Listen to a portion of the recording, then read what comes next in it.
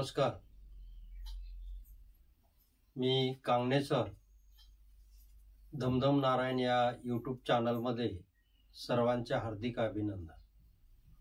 आजची बोधकथा स्वप्न. फार फार दिवसापूर्वीची एक गोष्ट आहे. एका गावामध्ये एक मुलगा राहत होता. तो मुलगा खूप हुशार होता, बुद्धिमान होता आणि नम्र होता. तो प्रत्येक गावातल्या माणसाचं काम ऐकायचा, सर्वांशी चांगलं वागायचा, सर्वांशी चांगल्यापणानं राहत होता. परंतु त्याला असं जवळचं नातेवाईक कोणीही नव्हतं. आई बाबा लहानपणीच वारले होते.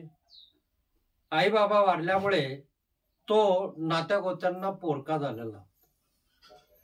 तरी तो त्या गावामध्ये शांत आरामशीर त्या ठिकाणी राहत होता. काही जाणकार माणसांना असं वाटलं, काही जाणकार माणसांना वाटत होतं की या मुलांना काहीतरी काम करावं. पण त्याला कोणतं काम लावावं, त्याला काम लावण्यासारखं लोकांकडे कामही नव्हतं. म्हणून सगळ्यांनी थोडी थोडी पट्टी पैसे जमा केले आणि जमा करून त्याला कुठला तरी प्रकारचा एखादा धंदा, काम टाकून द्यावं, काम करायला लावावं, असं काही गावातल्या जाणकार माणसांनी ठरवलं. आणि म्हणून 4-5 हजाराच्या गावामध्ये पट्टी जमा झाली.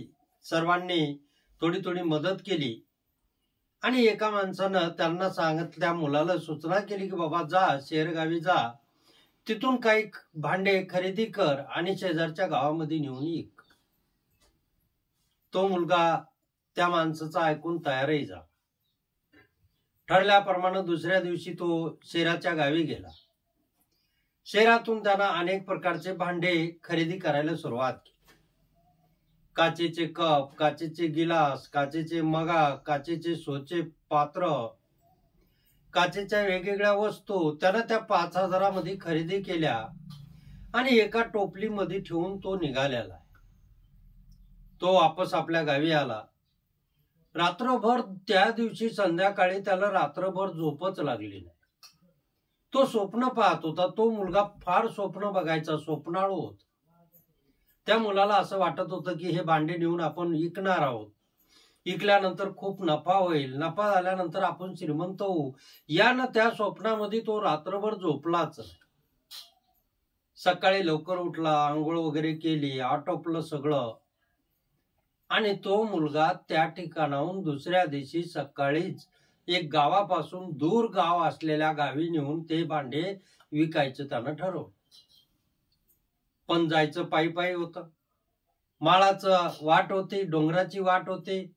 त्या वाटेनं नदी नाले ओलांडून जायचं होतं आणि मग त्या वाटेनं तो चालला होता. कारण तोच त्या गावाला जाण्यासाठी मधून जवळचा मार्ग होता आणि जवळच्या मार्गाने पटकन कसं जाता येईल असं तो बघू लागला.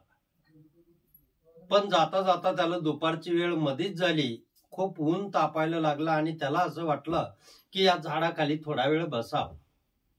घरून जी त्याला सकाळी उरली सुरली शिळीपाती जी भाकरी होत्या त्या बांधून आणलेल्या, त्या झाडाखाली त्यानं पाणी होतं ते पाणी आणि तिथं बसून ती खाल्ली आणि झाडाला टेका देऊन बसला. ज्यावेळेस तो झाडाला टेका देऊन बसला त्यावेळेस त्यानं समोर ते भांड्याचं टोपलं ठेवलं. त्या भांड्याच्या टोपल्याकडे पाय लांबवले, झाडाला टेका दिलेला आहे आणि थोडा विचार करत तो बसला की आपल्याला हे भांडे कसे कसे विकायचे, याचे पैसे किती येतील, कशा प्रकारे विकू, असं सगळं डोक्यामध्ये त्याच्या होतं. ते सगळं विचार करत असताना त्याला तसाच डोळा लागला, झोप लागली आणि झोपेच्या मध्ये तो स्वप्न बघू लागला. हे भांडे नेऊन आता पुढच्या गावाला मला विकायचे, याच्यामध्ये मला खूप असा नफा होईल. त्या नफा मी आल्यानंतर पुन्हा भांडे खरेदी करील, पुन्हा धंदा वाढवेल, पुन्हा ते विकायला सुरुवात करेन. असं करता करता मी खूप श्रीमंत होऊन जाईल. माझा सुंदर असा टुमदार बंगला असेल. त्या बंगल्यामध्ये मी एक शानदार अशी बायको करून आणतो. ती बायको माझ्याशी नीट वागेल, आम्ही सुखात आनंदात राहू. नंतर मुलं बाळा असतील. मुलं त्या ठिकाणी हसतील, खेळतील, बागडतील आणि मी दारी बसलेला असेल, मलाही लोकांप्रमाणे मोठेपणा पाहिजे, मलाही मान पाहिजे, आणि म्हणून मुलं मला जेवण्यासाठी बोलवायला येतील, मी अजिबात जाणार नाही. नंतर न राहून मुलं 4-4 वेळेस येऊनही मी गेलो नाही म्हणून बायको तावातावानं मला बोलवायली. ती माझ्यावर रागवेल, ओरडेल, मलाही तिचा राग येईल. आणि राग आल्यानंतर मी पटापटा पावला आटपीत धावत पळत घरामध्ये जाईन आणि तिच्यावर मीही रागवेन. तीही मला बोलायला लागेल. आमचं प्रेमाचं भांडण सुरू झालं, पण त्यातच मी तिला एक लाथ मारली. आणि स्वप्नातच त्यानं अशी लाथ मारली, ती लाथ त्या बायकोला न लागता ती लाथ लागली त्या भांड्याच्या काचेच्या टोपल्या. आणि जोरात काचेच्या टोपल्याला लाथ लागल्यामुळे झालं असं की ते काचेचे भांडे सगळेच फुटून गेले. काचेचे भांडे फुटले, त्या भांड्यांचा आवाज झाला आणि त्या आवाजानं त्याला जाग आली. जागा येऊन त्यानं बघितलं, तारे सगळेच भांडे फुटून गेले. आता कशाचा नफा, कशाचं घर, कशाची बायको, कशाची मुलं बाळ, काय शिल्लक राहिलं नाही. हे सगळं स्वप्नातच होत. स्वप्नामध्ये स्वप्न पाहणं हे चांगलं आहे, परंतु ते स्वप्न सत्यात उतरवण्यासाठी मेहनतीची गरज आहे. नुसतं स्वप्न पाहून भागत नाही. मित्रांनो, या गोष्टीचा तात्पर्य एकच आहे की स्वप्न अवश्य बघा, परंतु ते स्वप्न पूर्ण करण्यासाठी तुम्हाला मेहनत करावी लागेल, जिद्द ठेवावी लागेल.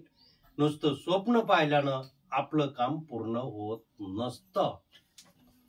इथे थांबतो. गोष्ट जर आवडली तर शेअर करा, लाईक करा आणि कमेंट करायला विसरू नका.